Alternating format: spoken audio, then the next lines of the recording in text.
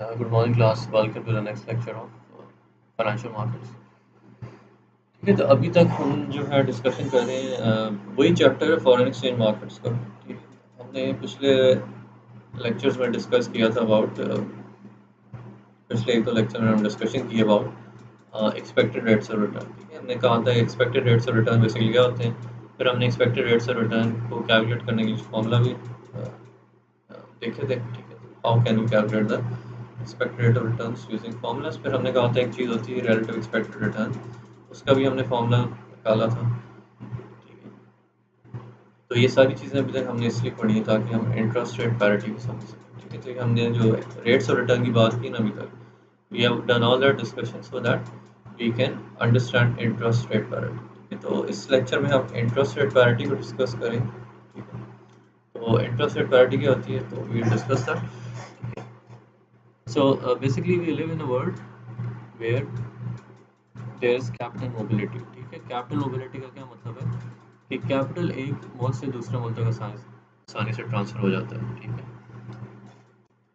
अगर आप चाहें तो पाकिस्तान में बैठ के अमेरिका में स्टॉक खरीद सकते हैं, कोई अमेरिकन चाहे तो पाकिस्तान में इन्वेस्ट कर सकता है पैसा। ठीक है, तो it's easy to move capital. ठीक है, इन दिस केस अगर हम मनी को या कैश को कैपिटल माने तो it's money is easily transferable. ठीक है, एक मुल्क से दूसरे मुल्क तक हम कैश या मनी को आसानी से ट्रांसफ़र कर सकते हैं। ठीक है, दूसरे तरीके से अगर हम देखें तो we can also move around stocks. ठीक है, लेट्स से यूएसए में स्टॉक खरीदा, वो खरीद के किसी पाकिस्तानी को बेच दिया, that is also mobility of stocks. ठीक है, कहने का कैपिटल मोबिलिटी का बेसिकली मकसद ये है कि हम एसेट्स को आसानी से या बेसिकली हम आसानी से किसी भी मुल्क में एसेट्स परचेज कर सकते हैं। ठीक है, that is basically what capital mobility. ठीक है, आप पाकिस्तान में बैठ के अमेरिका में कोई एसेट खरीद सकते हैं। एसेट की एग्जांपल है मे बी स्टॉक या कोई फिक्स्ड डिपॉजिट अकाउंट भी हो सकता है। ठीक है, इसी तरह आप अमेरिका में बैठ के पाकिस्तान में कोई एसेट खरीद सकते हैं। ठीक है, सो जो हम कहते हैं ना कि there is capital mobility, that basically means we can easily purchase assets in any country. ठीक है, और ज़ाहिर है अपने मुल्क में हम एसेट खरीद ही सकते हैं, but we are more concern about buying foreign assets. ठीक है, so again capital mobility means कि we can buy assets in any country and specially in foreign countries. ठीक है, तो क्या बिकॉज कैपिटल मोबिलिटी हाई तो वी फर्दर अज्यूम कि assets are perfect substitutes. ठीक है, एसेट्स यहाँ पे क्या है, वही एसेट्स हैं जो आपने पहले पढ़े हैं। फॉर एग्जांपल बैंक अकाउंट्स हो सकते हैं एसेट्स। ठीक है, कैश हो सकता है, स्टॉक्स हो सकते हैं। ठीक है, these are all types of assets, और हम कहते हैं सारे एसेट्स जो हैं आपस में दे आर परफेक्ट सब्स्टिट्यूट्स। ठीक है, यानी कि आप एक मुल्क का स्टॉक बेच के दूसरे मुल्क का स्टॉक खरीद सकते हैं। ये दोनों एसेट्स हैं, दे विल परफेक्ट सब्स्टिट्यूट्स। या आप एक मुल्क के बैंक अकाउंट से पैसा निकलवा के किसी और मुल्क के बैंक अकाउंट में रख सकते हैं। ठीक है, in this case these bank accounts are perfect substitutes. So basically we are assuming that assets are perfect substitutes. So when capital is mobile and assets are perfect substitutes, if expected return on American assets is higher than expected return on foreign assets, फिर क्या होगा? अगर capital mobile and assets are perfect substitutes, तो अगर American assets के ऊपर expected return ज़्यादा है और foreign assets के ऊपर expected return कम है, तो क्या होगा? All people will want to invest in American assets. ज़ाहिर है अमेरिकन एसेट्स में इन्वेस्ट करेंगे क्योंकि उस पर रिटर्न ज़्यादा मिल रही है। लेकिन आजकल के इन्वेस्टर्स चाहते हैं कि उनके पास ज़्यादा ऑप्शन हो। ठीक है, वो सिर्फ एक ही मुल्क के एसेट्स में इन्वेस्ट ना करें। ठीक है, they want to be able to invest in American assets as well, और उसके अलावा फॉरेन एसेट्स में भी इन्वेस्ट करना चाहते हैं। We want to see investors investing in American assets as well as in foreign assets. ठीक है, तो ये तभी पॉसिबल है जब expected return on American assets is exactly equal to the expected return on foreign assets. कोई भी investor दो तरह के एसेट्स में तभी इन्वेस्ट करेगा जब उन दोनों एसेट्स के ऊपर एक्सपेक्टेड रिटर्न बराबर होंगे। ठीक है, फॉर एग्जांपल अगर कोई अमेरिकन है, वो अमेरिकन एसेट्स इन्वेस्ट करना चाहता है। ठीक है, at the same time he also wants to invest in foreign assets, तो he will choose to invest in both American and foreign assets only when the expected return on American assets and expected return on foreign assets is exactly equal. अगर इनमें से किसी भी assets की return ज़्यादा होगी तो अपने सारे पैसे उस एसेट में लगा देंगे।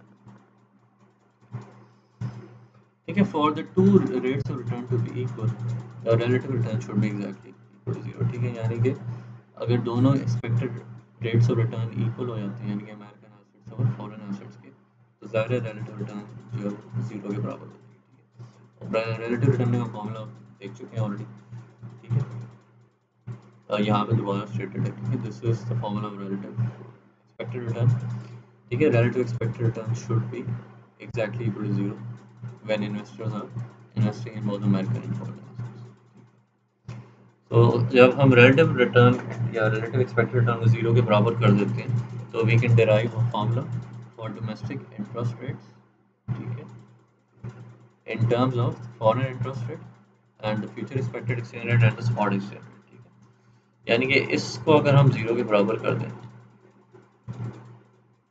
इस इक्वेशन को अगर हम जीरो के बराबर कर दें तो हम एक फॉर्मूला निकाल सकते हैं in for domestic interest rate ID in terms of the foreign interest rate plus expected exchange rate. ठीक है, वो फॉर्मूला यहाँ पे लिखा हुआ।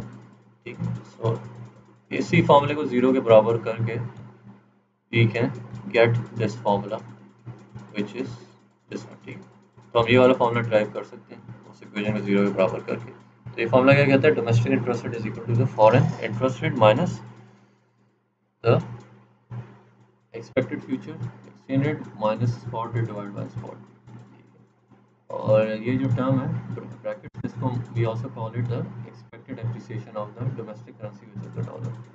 ठीक है, तो हम यूँ भी कह सकते हैं कि the domestic interest rate is equal to foreign interest rate minus the expected appreciation of the dollar.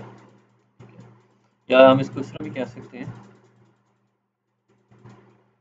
That the domestic interest rate is equal to the foreign interest rate plus the expected appreciation of the foreign currency।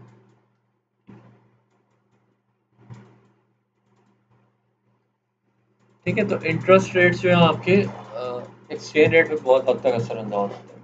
So according to interest rate parity condition, if domestic interest rate is higher than the foreign interest rate, there is expected appreciation of foreign currency। यानी कि अगर domestic interest rate ज़्यादा होगा, foreign interest rate कम है, foreign currency appreciate करेगी to compensate for the lower value in exchange rate। ठीक है, तो ज़ाहिर है अगर डोमेस्टिक इंटरेस्ट रेट ज़्यादा है और फॉरेन इंटरेस्ट रेट कम है, ठीक है, तो दैट बेसिकली मीन्स कि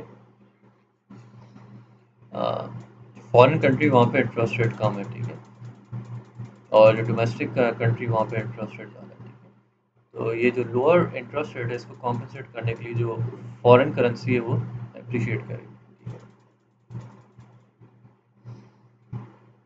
domestic interest rate 5% versus foreign interest rate 2%। ठीक है, अगर डोमेस्टिक इंटरेस्ट रेट 5% हो और फॉरेन इंटरेस्ट रेट 2% हो तो there will be appreciation of the foreign currency. ठीक है, और वो एप्रिसिएशन कितने के बराबर हो जाएगी,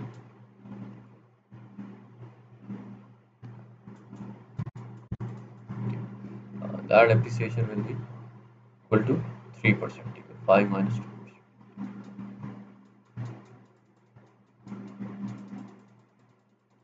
ठीक है, इंटरेस्ट रेट पैरिटी कंडीशन का we can rewrite that in this form which is the spot exchange rate is equal to the future expected exchange rate divided by foreign interest rate minus domestic interest rate plus। इसको हम इस form में भी लिख सकते हैं। ठीक है, यहाँ पे अगर डिनोमिनेटर ज़्यादा होगा तो आपका स्पॉट एक्सचेंज रेट कम होता जाएगा। ठीक है, basically means foreign interest rate जितना ज़्यादा होता जाएगा, ठीक है, आपका स्पॉट एक्सचेंज रेट उतना कम होता जाएगा। सिमिलरली अगर डोमेस्टिक इंटरेस्ट रेट बढ़ता जाएगा तो आपका डिनोमिनेटर कम होता जाएगा और स्पॉट एक्सचेंज रेट बढ़ता जाएगा।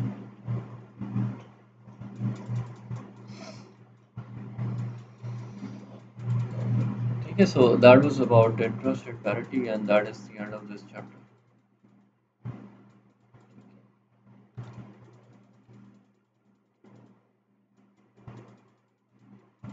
If you want, I will just quickly go through हमने अभी तक जो पढ़ा है इसमें फॉरेन एक्सचेंज मार्केट्स। ठीक है, फॉरेन एक्सचेंज मार्केट्स पार्ट 2 में जो पढ़ा गया, तो फॉरेन एक्सचेंज मार्केट्स के पार्ट 2 में हम डिस्कस कर रहे थे बेसिकली हमने एक सिचुएशन क्रिएट की थी उसमें हमने कहा था US is the home country, US dollar is the home currency और यूरो जो है फॉरेन करेंसी है, ठीक है, और and euro is the only foreign currency.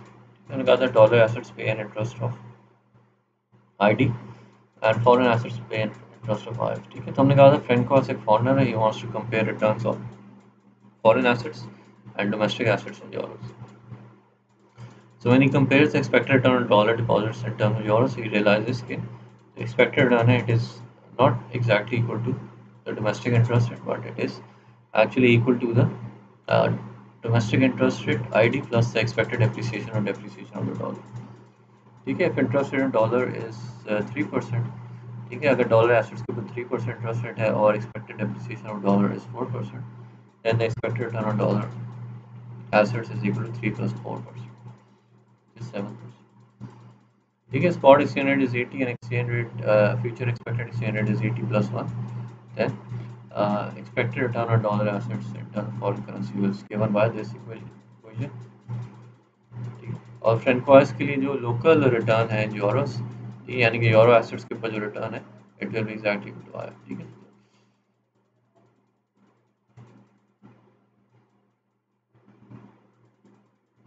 फिर हमने रिलेटिव एक्सपेक्टेड रिटर्न का फॉर्मूला कैलकुलेट किया था, हमने कहा था relative expected return on dollar assets is equal to this, ठीक है, which is simply the difference of RD and IF, ठीक है। फिर हमने कहा था कि अगर फ्रेंकोइस का एल हो who is an American who lives in the US, उसके पॉइंट ऑफ व्यू से रिटर्न क्या होगी, ठीक है। तो return on foreign assets in terms of dollars for L is equal to RF and RF is equal to the domestic interest rate minus the expected appreciation of the dollar. If L earns 5% interest in foreign assets denominated in euros, but that expected appreciation of dollar is equal to 3%, then the expected return of euro assets in terms of dollar is 5 minus 3%, which is 2%.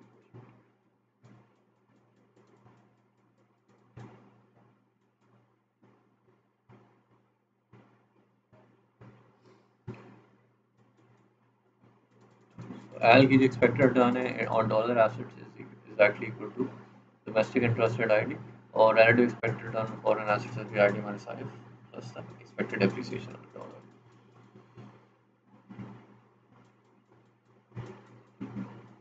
तो ये जो expression है relative return का it remains the same whether we calculate it for L या we calculate it for Francois. Thus, as the relative expected return on dollar assets increases, both foreigners and domestic residents will respond in the same way.